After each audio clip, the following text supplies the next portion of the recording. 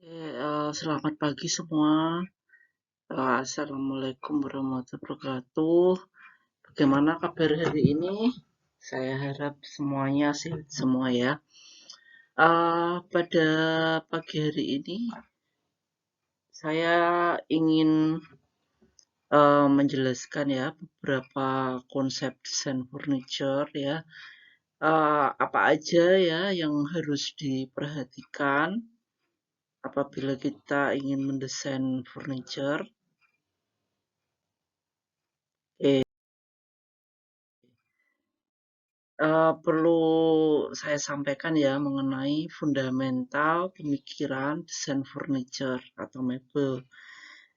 Di desain furniture ya, ini kita mendesain sebuah produk furniture di mana dalam membuat sebuah desain furniture tersebut ada aktivitas ya, kemudian ada kebutuhan ya yang berkaitan dengan fungsi ya. Ada beberapa ya yang perlu diperhatikan untuk dalam kita mendesain furniture atau mebel. Yang pertama adalah bentuk ya. Bentuk ini ada kaitannya dengan ergonomi ya, dengan kenyamanan. Kemudian ukuran ya, ukuran ini berkaitan dengan antropometri. Kemudian bahan ya, material, tekstur ya. Jadi bahan-bahan apa yang digunakan itu juga perlu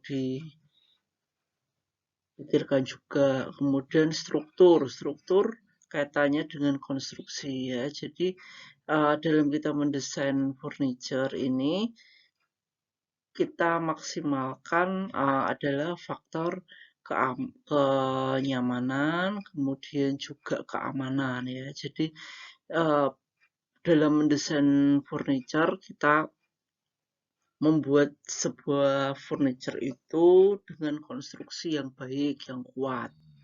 Ya, kemudian warna ya. Warna ini uh, ada maknanya ya. Jadi kalau misal kita menggunakan material kayu ya, kemudian finishingnya apa, lah itu bisa memberikan makna tertentu. Ya, kemudian hiasan ya. Hiasan ini berkaitan juga ya dengan gaya ya. Jadi kalau misalkan mungkin ada ornamen atau ragam hias tertentu itu um, bisa ini ya apa style apa yang digunakan uh, pada desain furniture tersebut ya. Kemudian yang terakhir adalah hardware ya. Hardware ini kaitannya dengan aksesoris ya. Aksesoris pada sebuah desain furniture. Jadi misalkan ada handle, kemudian ada skru, kemudian banyak sekali ya macam-macam hardware. Nah, yaitu adalah hal-hal ya yang perlu kita pikirkan dalam mendesain sebuah desain furniture ya. Kemudian apa tujuan ya dengan kita memperhatikan tadi semua itu ya, yang tujuannya adalah untuk kenyamanan ya. Bagaimana dengan produk desain furniture tersebut itu membuat user ini menjadi nyaman ya. Kemudian keselamatan ya.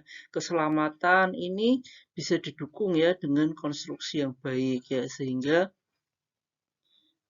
tidak menimbulkan uh, kecelakaan ya. Kecelakaan dalam hal ini maksudnya sampai user itu terjatuh dari kursi gitu kan. Itu jadi enggak banget gitu ya. Jadi jangan sampai seperti itu ya, kita buat konstruksi yang baik ya. Kemudian keamanan ini juga kaitannya dengan keselamatan tadi, keindahan, estetik ya. Jadi uh, bentuknya juga indah, baik ya, sehingga akan menimbulkan ini ya kesan estetis seperti itu ya. Kemudian efisien ya, simbolis ya. Inilah harapan-harapan uh, sebuah desain furniture itu dengan tujuan diharapkannya bisa mencapai tujuan ini secara optimal. Oke, yang selanjutnya kerangka pemikiran desain furniture atau mebel ya. Tadi sudah disampaikan sedikit ya di depan. Jadi fungsi ya, bentuk, bahan, konstruksi ya. Ini adalah satu kesatuan ya, dasar ya dalam mendesain sebuah mebel. Nah, di dalam proses desain ini ya, di sini ada beberapa yang menjadi ini ya perhatian, misalkan seperti adanya apa fungsional. Jadi bagaimana produk furniture tersebut itu bisa berfungsi dengan baik. Mungkin uh, desain tersebut merupakan simbol dari uh, misalkan dari daerah tertentu lah. Itu bisa juga ya. Jadi menggunakan simbol-simbol ragam. Oh, misalkan ada ukiran tertentu di daerah misalkan Kalimantan, katakanlah seperti itu. Jadi membuat sebuah kursi ya dengan ragam-ragam Kalimantan. Jadi mungkin bisa menjadikan produk tersebut merupakan produk furniture khas dari daerah tertentu. Misalkan seperti itu. Ya, jadi banyak sekali unsur-unsur yang perlu kita perhatikan ya. Oke, yang selanjutnya mengenai konsep desain ya, tim ya pada tahun 89 ini mengungkapkan bahwa desain dimulai dari inspirasi yang digerakkan oleh getaran atau gagasan. Gagasan desain hanya akan berhasil ya apabila diawali dengan pembuatan konsep terlebih dahulu. Ya, jadi konsep ini memiliki peran yang sangat penting ya di awal agar desain tersebut bisa menjadi desain yang baik ya. Jadi kalau tanpa perencanaan, tanpa konsep ya itu akan membuat desain jadi mungkin apa tidak bisa ini ya apa sesuai yang tujuan yang diharapkan seperti itu karena banyak tahapan-tahapan ya yang perlu kita konsep ya untuk membuat sebuah desain furniture yang baik. Oke, dalam konteks merancang desain furniture ya atau mebel yang kreatif, inovatif ya, estetis dan juga bisa ergonomis ya. Ini ada beberapa yang perlu diperhatikan ya. Jadi misalkan ya seperti yang pertama adalah analisa aktivitas manusia. Yang jadi apa sih aktivitas apa saja yang dilakukan ya, misalkan katakanlah mendesain sebuah counter meja ya. Nah, ini meja apa ya? Oh, meja administrasi ya, misalkan untuk kebutuhan-kebutuhan administrasi ya. Aktivitasnya apa saja? Ya, misalkan di situ akan ada untuk mengoperasikan komputer, kemudian ada untuk menerima telepon, pengurusan administrasi ya, kemudian surat-surat dan sebagainya lah. Itu adalah aktivitas ya. Jadi dianalisa aktivitas manusianya seperti apa ya. Kalau sudah kita analisa ya aktivitas manusia ya, aktivitas kegiatan manusia ini, maka kita akan ke analisa selanjutnya yaitu analisa bentuk dan fungsi. Jadi dari aktivitas manusia ini kita bisa analisa bentuk apa ya yang sesuai dengan untuk mengakomodir tadi aktivitas yang dilakukan. Jadi misalkan apabila memang misalkan ada beberapa aktivitas ya maka ada ide sebuah counter yang melingkar ya, misalkan seperti ini ya, kemudian masing-masing ada aktivitasnya masing-masing ya. Dan ini pun dengan model seperti ini memudahkan ya, jadi memudahkan dalam koordinasi misalkan dengan timnya dan juga dalam melayani pelanggan atau customer. Oke, yang selanjutnya ya, ini adalah contoh dari tadi ya bentuk fungsi studi bentuk dan fungsi ya. Jadi bisa bermacam-macam ya idenya. Ya ini adalah hasil dari analisa tadi ya. Ini bisa dengan berbagai macam bentuk ya yang menarik. Ya,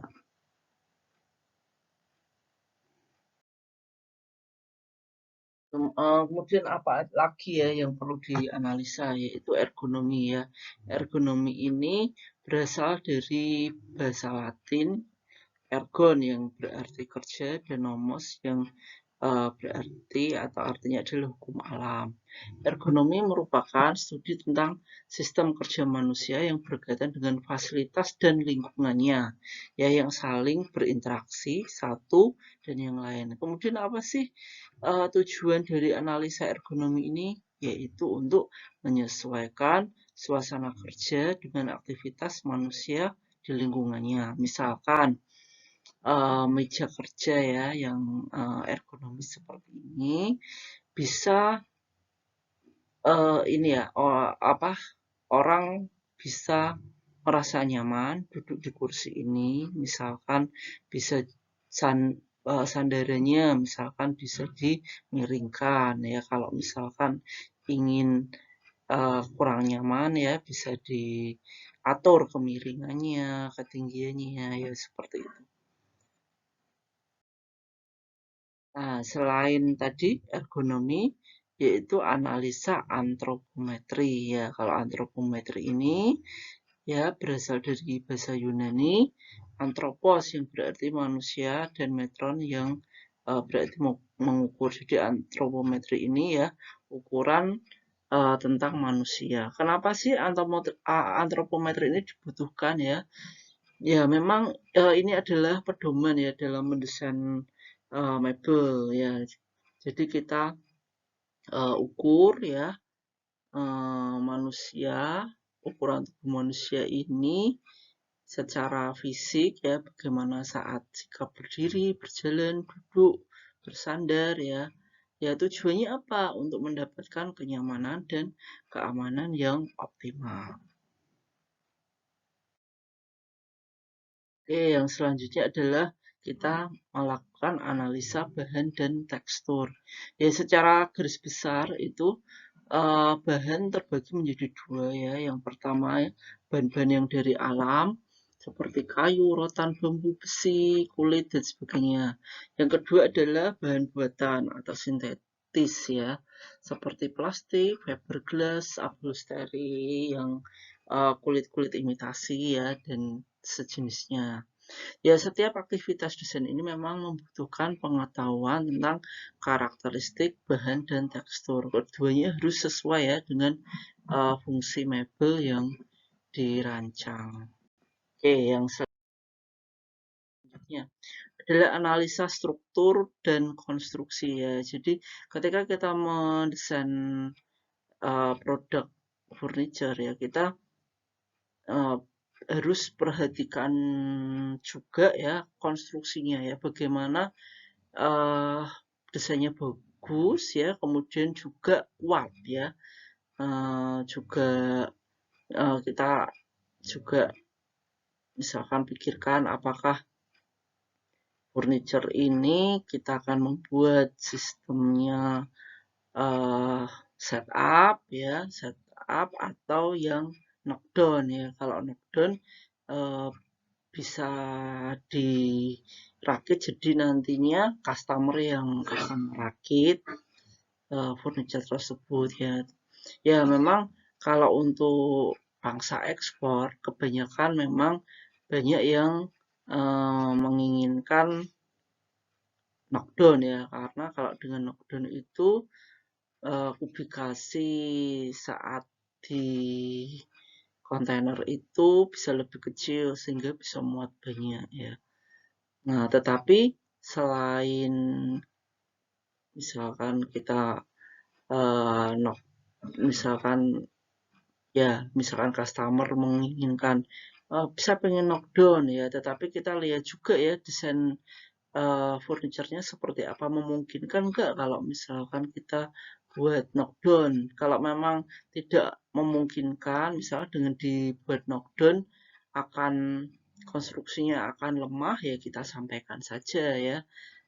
Lebih baik kita sampaikan di awal ya sejujurnya, misalkan seperti apa gitu ya, daripada nanti setelah jadi ternyata ini ya apa konstruksinya lemah lah, itu akan membuat customer kecewa ya. Jadi kalau memang harus setup sudah disampaikan saja gitu ya, konsekuensinya memang nanti di pengiriman akan di kontainer akan ini ya memenuhi kontainer lah gitu ya, karena kan ya, kalau itu kan barangnya besar ya, beda kalau knockdown bisa lebih ringkas. Oke,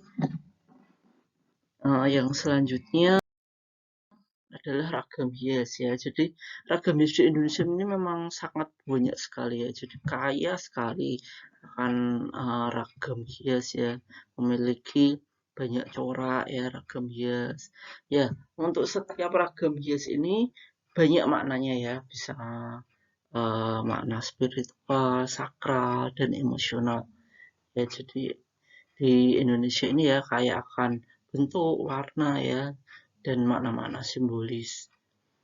Ya, bila ragam tersebut diolah secara tepat dan kreatif ya, ini bisa diterapkan di desain mebel yang bisa menghasilkan sesuatu yang indah dan mempunyai nilai tambah. Oke, yang selanjutnya adalah kita analisa hardware dan aksesorisnya. Hardware apa saja ya yang cocok untuk desain furniture yang kita buat. Misalkan handle-nya kita ingin kita desain seperti apa ya. Kemudian menggunakan engsel apa, skrupnya bagaimana, ukuran berapa, kemudian perlukah menggunakan paku gitu ya. Tapi kalau bisa sih ya jangan ya. Kebanyakan kalau misalkan menggunakan paku itu akan membahayakan user ya.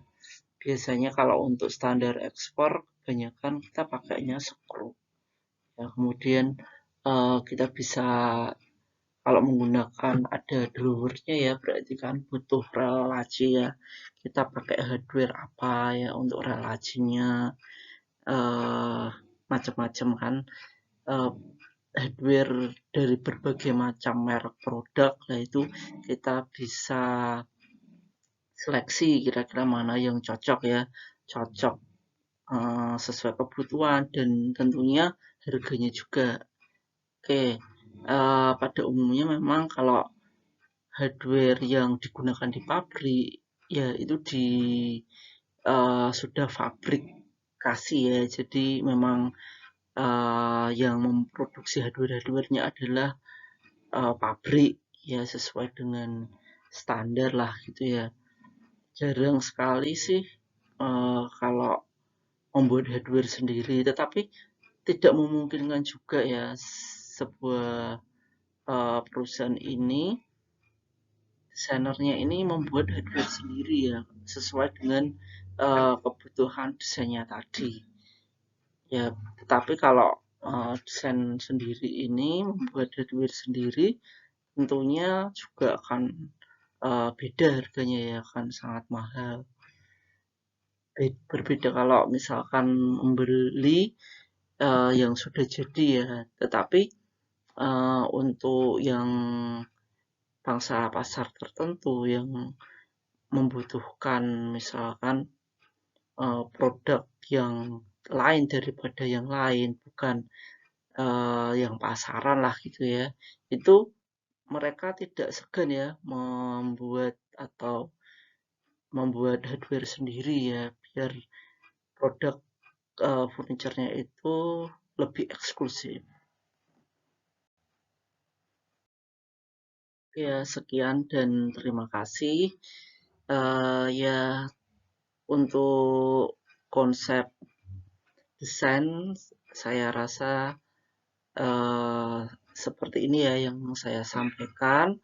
Ya, bisa dikembangkan di konsep kalian ya. Jadi mungkin dengan di yang saya sampaikan tadi ya bisa dikembangkan lagi di produk furniture multifungsi ya. Jadi apa yang perlu dipertimbangkan, perlu di dalam membuat sebuah furniture multifungsi yang baik. Nah, bisa semoga ini bisa jadi referensi.